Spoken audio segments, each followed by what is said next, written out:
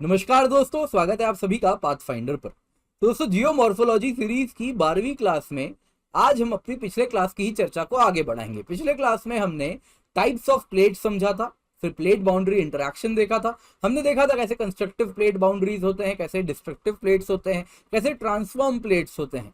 तो आज हम उसी चर्चा को आगे बढ़ाते हुए आज हम कंस्ट्रक्टिव प्लेट बाउंड्रीज के बारे में पढ़ेंगे। और हमारी जो चर्चा होगी उससे जो एसोसिएटेड लैंडफॉर्म्स हैं, रिफ्ट वैली और मिड ओशनिक रिजेस, इन दोनों को जानने वाले हैं, समझने वाले हैं। तो आप निश्चिंत होके पढ़ें, समझें और जो लेक्चर्स हैं इनको जरूर एंजॉय करें। तो दोस्तों, मेरा नाम किंजल चौधरी है, मैं आपका स्वागत करता हूं पाथफाइंडर पर। जल्दी से जाएं, जाके चैनल को सब्सक्राइब करें। इसके सिवा आप मुझसे मेरे टेलीग्राम चैनल पर जुड़ सकते हैं, जहां पर लेक्चर के बाद आपको पीडीएफ अपडेट्स मिल जाएंगे। मंडे टू थर्सडे निकालो prelims 4 PM to 6 PM series है, जिसमें आप जरूर जुड़ें। 2023 के लिए जून 2022 के करंट अफेयर्स अब हम कवर कर रहे हैं एमसीक्यूज के रूप में, तो इनसे आपको काफी फायदा मिलेगा। तो ये फ्री ऑफ कॉस्ट है, स्पेशल क्लास में हम रन कर रहे हैं, इसका हिस्सा आप जरूर बने। इसके सिवा अगर आप अपना अकेडमी सब्सक्रिप्शन लेते हैं यूजिंग द कोड KC10, तो आपको सिर्फ 10% ऑफ नहीं, आपको मेरे द्वारा hand holding, guidance and mentorship मिलती है। ये जो गाइडेंस है ये सारे subjects of GS, SA, geography, optional and answer writing को मिलेगी जब भी आप 1 साल या उससे अधिक की प्लस या फिर आइकनिक या फिर कॉम्बो सब्सक्रिप्शन लेते हैं यूजिंग द कोड KC10। तो न्यूज में क्या है? न्यूज में कुछ नहीं है दोस्तों। न्यूज में ऑलरेडी है कि जो सी फ्लोर स्प्रेडिंग है वो स्लो हो चुकी है। तो आज हम न्यूज नहीं, आज हम स्टैटिक टॉपिक पढ़ रहे हैं। आज हम पढ़ रहे हैं डाइवर्जेंट प्लेट बाउंड्रीज। तो डाइवर्जेंट प्लेट बाउंड्रीज क्या है दोस्तों? जब प्लेट्स एक दूसरे से डाइवर्ज करें, यानी एक दूसरे से दूर दूर मूव करें, जैसा आप यहां पर इस वक्त देख रहे होंगे। अब इसको अगर मैं जूम कर दूंगा तो ये मूव करना बंद कर देगा, तो इसलिए जो मोबाइल में देख रहे हैं वो अब इसको ध्यान से देखिए। तो देखिए कैसे प्लेट्स मूव कर रहे हैं। तो यहां पर क्या होता है, जैसा मैंने बताया है, कन्वेक्टिव करंट्स का कुछ इस प्रकार से राइजिंग लिम्ब होता है और इस प्रकार से कन्वेक्टिव करंट्स कुछ ऐसे चलते हैं। तो इस वजह से ऊपर जो लिथोस्फेयर फ्लोट कर रहा है वो स्प्लिट अपार्ट करता है, एक दूसरे से फट के दूर की ओर जाना शुरू करता है। तो राइजिंग लिम्ब होता है कन्वेक्टिव करंट का, वो मैंटल से मैग्मा ऊपर लेकर के आता है। जब वो ऊपर आता है सॉलिडिफाई करता है, पहले तो जो ऊपर में लिथोस्फेयर एग्जिस्ट कर रहा है उसको फाड़ता है और उसके बाद वहां पर वो नया ओशन फ्लोर बनाता है। एंड इसीलिए क्योंकि न्यू सी फ्लोर बन रही है, ओशनिक क्रस्ट बन रहा है, ओशनिक लिथोस्फेयर बन रहा है, इसलिए इसको क्या कहते हैं? Constructive plate boundary. इसी दौरान दोस्तों मिड ओशनिक रिज भी बनता है। अब यहां पर दोस्तों देख सकते हैं, ये रहा, ये रहा। यहां पे आप देख रहे हैं लिथोस्फेयर एक दूसरे से दूर दूर जा रहा है। तो यहां पर आप देख सकते हैं इस प्रकार से मिड ओशनिक रिज बन रही है। होता यूं है दोस्तों, जब ऊपर से जब अंदर का गरम गरम मैग्मा सरफेस पर आता है तो वो अचानक से सॉलिडिफाई करता है, ठंडा होता है।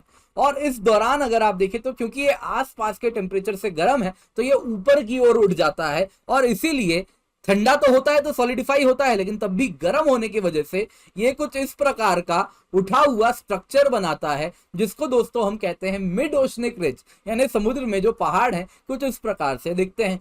तो आप अगर यहां पर मैं आपको प्लेट्स दिखाऊं तो ये देख रहे दोस्तों, दिस इज नाज़का प्लेट, यहाँ पे पैसिफिक प्लेट। यहाँ पर क्या होना चाहिए, यहाँ पे आप देख रहे हैं प्लेट एक दूसरे से दूर जा रहे हैं, तो यहाँ पर मुझे एक्चुअल मैप में कुछ मिड ओशनिक रिज दिखना चाहिए। ये देख रहे हैं आप, पानी का कलर यहाँ पर व्हाइट कलर का दिख रहा है, लाइट कलर का दिख रहा है, यानी कि डेप्थ कम है, यानी कि यहाँ पर पहाड़ एग्जिस्ट कर रहा है। तो आप देख पा रहे हैं दोस्तों मिड ओशनिक रिज यहाँ पर। वैसे ही आप देख रहे हैं यहाँ पे, देखिए इंडियन प्लेट में देखिए आप कुछ इस प्रकार से, क्या आप यहाँ पर भी मिड ओशनिक रिज देख पा रहे हैं? वैसे ही आप अटलांटिक ओशन में देखिए, यहाँ पर दोस्तों मिड ओशनिक रिज आपको दिख रही है। और वहीं से हम देख सकते हैं प्लेट्स भी कैसे अलग हो रहे हैं इस अटलांटिक ओशन में।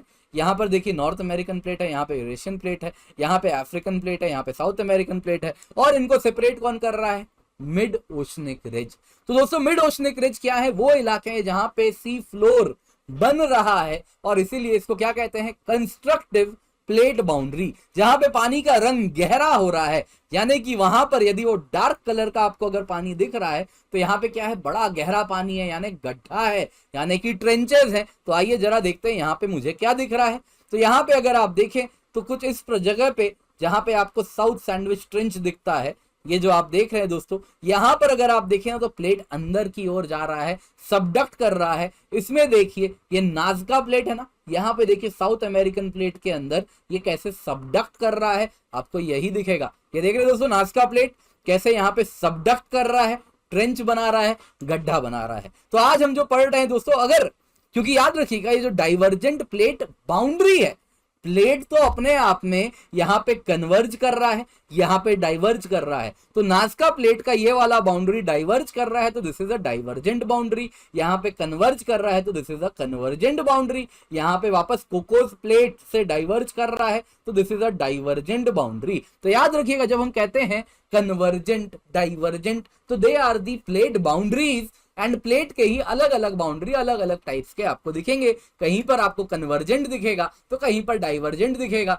जैसे ये अगर एक प्लेट है दोस्तों, ये अगर एक प्लेट है, इसको लेते हैं, इसको ज्यादा आसान होगा समझना, ये प्लेट लेते हैं तो यहाँ पे अगर मैं आपको जूम करके दिखाऊं इसको, तो ये देखिए यहाँ पे ये प्लेट क्या हो रहा है, डाइवर्जेंट बाउंड्री है, यहाँ पर प्लेट बन रही है और यहाँ पर ये सबडक्ट कर रहा है। तो इसी प्लेट का ये वाला बाउंड्री क्या है, कन्वर्जेंट बाउंड्री है, जहां पे प्लेट कंज्यूम कर रहा है। तो जितना प्लेट सी मिड ओशनिक रिज में बनता है उतना ही प्लेट यहां पर डिस्ट्रॉय भी होता है। तो इसी वजह से अगर आप देखें तो ओशनिक प्लेट्स क्या होते हैं, दे आर यंगर, क्योंकि ये प्लेट्स बनते और डिस्ट्रॉय होते रहते हैं। क्यों डिस्ट्रॉय होते हैं, क्योंकि ओशनिक लिथोस्फीयर किसका बना होता है, सिलिका एंड मैग्नीशियम का बना होता है। अब मैंने आपसे पूछा था, आपने राइटली पॉइंट आउट भी किया दोस्तों, मैग्नीशियम और कॉन्टिनेंटल प्लेट वहीं अगर आप देखें तो किसका बनता है, सिलिका एल्यूमिनियम का बनता है। तो मैग्नीशियम, वैसे तो उसका एटॉमिक मास एल्यूमिनियम से कम है, उसके बावजूद ओशनिक प्लेट क्यों भारी होता है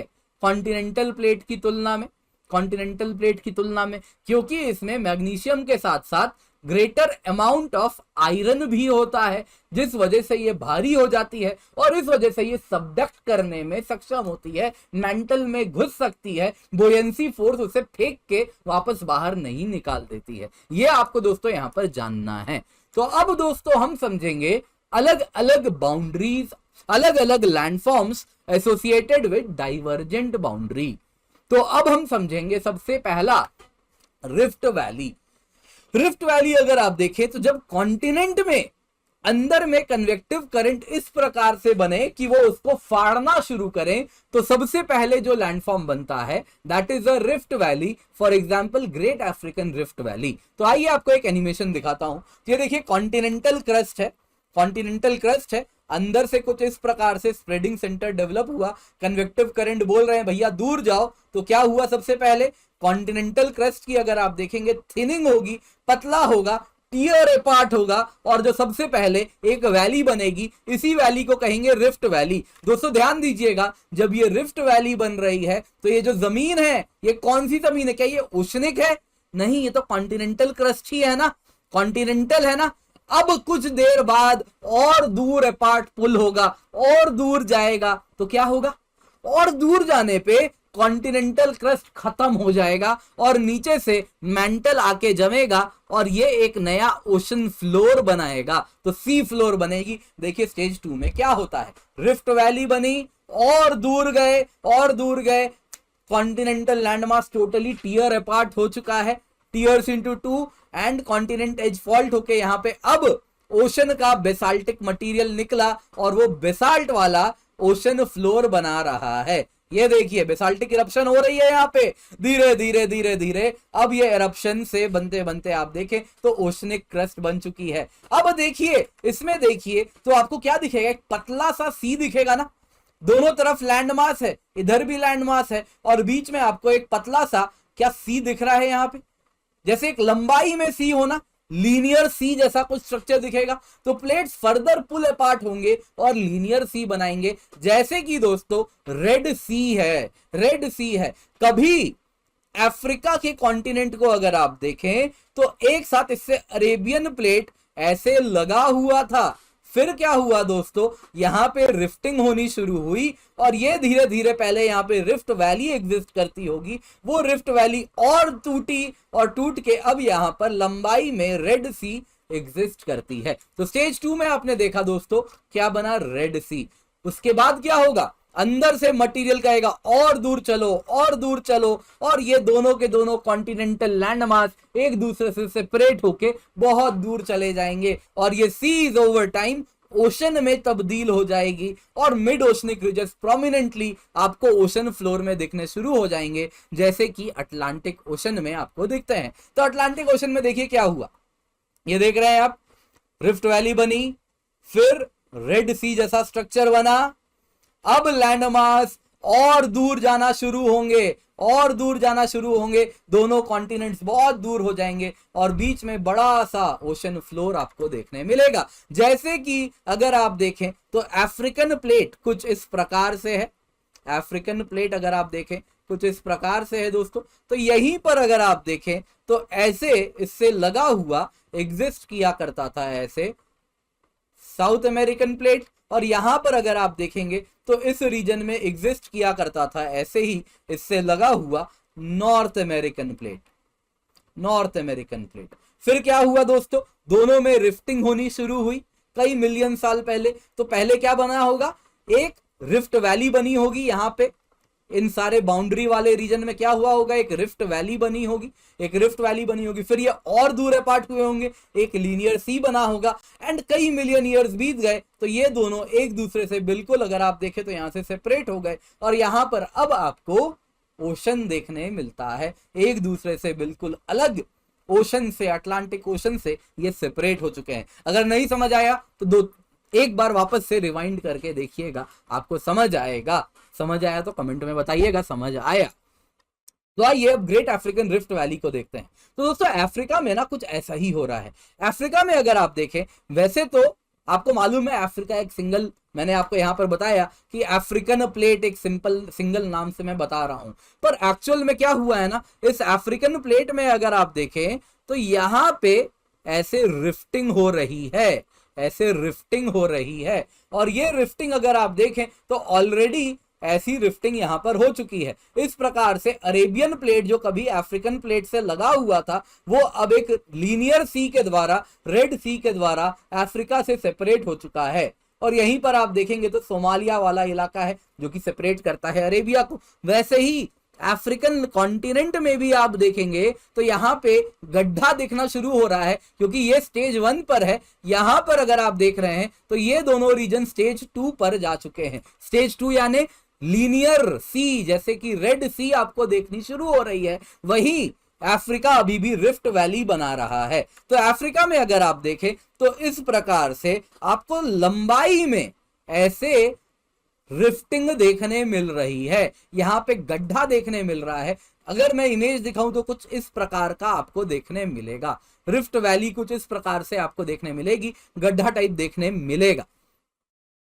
तो इस प्रकार से ये बता रहा है दोस्तों कि आने वाले दिनों में क्या ये एक सेपरेट प्लेट होगा, ये ऑलरेडी एक सेपरेट प्लेट हो चुका है, ये एक अपने आप में सेपरेट प्लेट है, ये एक सेपरेट प्लेट है, और अरेबियन प्लेट तो सेपरेट प्लेट हो ही चुका है। तो यहां पे आप देख सकते हैं, क्योंकि ये रिफ्ट वैली है तो ये गड्ढा है, ये बड़ा सा गड्ढा है। इस गड्ढे में क्या होगा, रिफ्ट वैली स्टेज में डिप्रेशन है, नीचे कॉन्टिनेंट का ही लैंड मास है, कॉन्टिनेंटल क्रस्ट के ऊपर एक लंबाई में गड्ढा है, तो उसके ऊपर पानी क्या होगा, उस डिप्रेशन में जमा होगा, तो आपको लेक्स वगैरह दिखती हैं। तो देख सकते हैं दोस्तों, लेक तंजानिका है, यहां पर आप देख रहे हैं दोस्तों, this is lake Tanganyika, lake Malawi. वैसे ही आप आगे जाएंगे आपको और लेक्स यहां पर दिखने शुरू होंगे। तो आइए एक एक करके देखते हैं, lake Malawi, lake Tanganyika, lake Kivu, lake Edward, lake Albert, lake Turkana. वैसे ही आप देखें तो यहाँ पे अलग अलग लेक्स आपको देखने मिलते हैं। लेक विक्टोरिया दोस्तों यहाँ पर आप देखें तो सेंटर में है।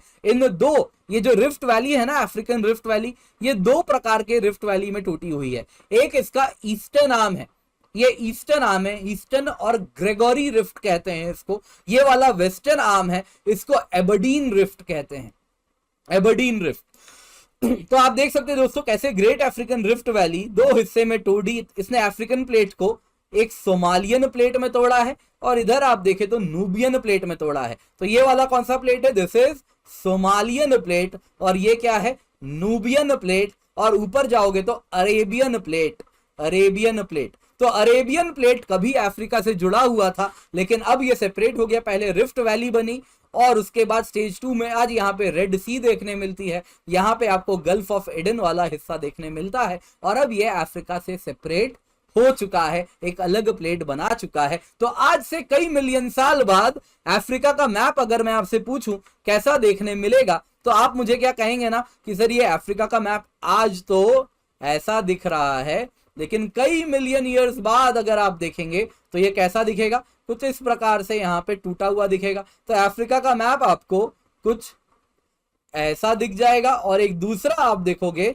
तो ये ऐसे टूटा हुआ आपको पार्ट दिखेगा इसका। ये कौन सा हो गया, सोमाली प्लेट हो जाएगा, और ये क्या हो जाएगा अगर आप देखोगे तो this will be called as the Nubian plate. तो Nubian plate Somali plate separate हो जाएंगे, और इस प्रकार से ये हिस्सा टूट के अफ्रीका का अलग हो जाएगा, और ये अलग हो जाएगा, और बीच में लंबाई में आपको एक बड़ी सी सी दिखेगी। अब सवाल उठता है, आप पूछेंगे सर ये सी कहां से आ जाता है, ये सी कैसे बन जाता है, क्या ये सब नदी का पानी जम जम के या बारिश का पानी जम जम के सी बनेगा? बिल्कुल नहीं। आप इसको यहां पे देखिए, अब यहां पे देखिए,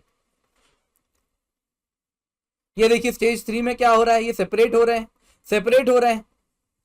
अब यहां पे अगर आप देखें तो इसके चारों तरफ क्या है, यहां पे आप देखें तो यहां पे सी है, यहां पे सी है। जैसे ही ये सेपरेट हो जाता है, क्या आसपास का पानी रश करेगा? इसको देखिए, यहां पे रेड सी है, यहां पे गल्फ ऑफ एडन है, चारों तरफ समुद्र है। अभी तो कॉन्टिनेंट का लैंड मास है, जमीन कॉन्टिनेंट की है। एक बार ये सेपरेट हो गया और ये ओशन फ्लोर जो कि नीचे है, तो यहां से क्या पानी इनग्रेस करेगा? क्या यहां से पानी इधर इनग्रेस करेगा? क्या इधर से पानी इनग्रेस करेगा? और क्या बीच में सी बन जाएगी? क्या बीच में सी बन जाएगी? तो अब समझ आया बीच में सी कैसे बनेगी। तो आसपास का पानी इनग्रेस करेगा समुद्र का, और वो वहां पे बड़ा सा समुद्र बना देगा, और कुछ टाइम बाद जैसे जैसे ये दूर होते जाएंगे ये ओशंस में तब्दील होता जाएगा। तो दोस्तों ये कहानी आपको याद रखनी थी। तो आई होप आपको सब कुछ समझ आया। फिर से एक बार समझाता हूं कैसे यहाँ पे सी बन रहा है। तो दोस्तों अगर आप देखें तो अभी तो अगर आप देखें तो ये बिल्कुल लैंडमास का हिस्सा है, जमीन का हिस्सा है। लेकिन कुछ टाइम बाद जब ये सेपरेट हो जाएगा, जब ये सेपरेट हो जाएगा पूरा का पूरा रीजन, तो यहां का पानी, तो क्या यहां का पानी, आसपास का पानी, क्या ये इनग्रेस करके इधर घुसेगा? क्या ये ऐसे इनग्रेस करेगा? और क्या यहां पर समुद्र का पानी एंटर कर जाएगा? तो क्या यहां पे सी बनेगी? बिल्कुल बनेगी। तो इसीलिए सी भी बनेगी। और ये कैसे बन रही है? स्टेज 2 में, जैसा आप यहां पर देख रहे हैं। तो अब एक कंसेप्ट आपको बता देता हूं ट्रिपल जंक्शन का। तो जब भी ऐसा देखा गया है, जब 3 टेक्टोनिक प्लेट आपस में मिलते हैं तो एक सिमेट्री देखने मिलती है। ये यूजुअली ना 120 डिग्री का एंगल बनाते हैं। देख रहे हैं दोस्तों, यहां पर भी 120, यहां पर भी देख रहे हैं 120, यहां पर भी देख रहे हैं 120, राउंड अबाउट 120।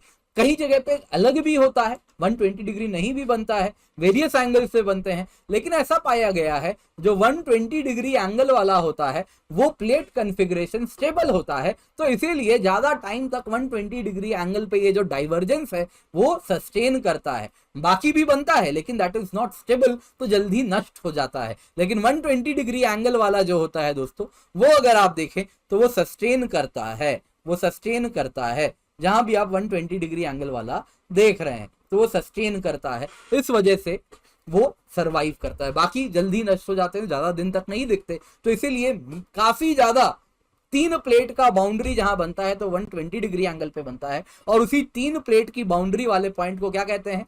Triple junction. दोस्तों ये आपको यहाँ पर बहुत जरूरी है, आप इसको जाने, इसको समझे। एंड अगर कुछ नहीं समझ आया तो आप कमेंट सेक्शन में जरूर डालें। बाकी मैं नेक्स्ट क्लास में आपके डाउट्स भी इसी प्रकार से ले लूंगा। दोस्तों अगर आप अकेडमी सब्सक्रिप्शन लेने का सोच रहे हैं तो यूजी कोड KC10, क्योंकि इससे आपको 15% ऑफ नहीं, इससे आपको मेरी हैंड होल्डिंग, गाइडेंस, मेंटरशिप मिलती है।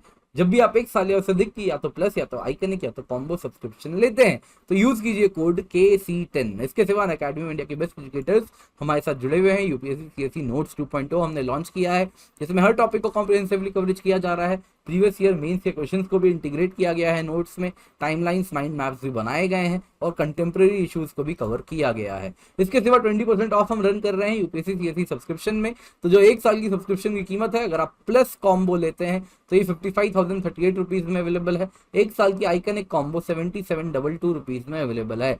तो आप 13,759 रुपीज प्लस कॉम्बो में और आइकनिक कॉम्बो में 1 साल की 76,281 रुपीज, 17,681 रुपीज बचा लेंगे। तो इसका फायदा उठाएं। Use the code KC10 for my hand holding, guidance and mentorship.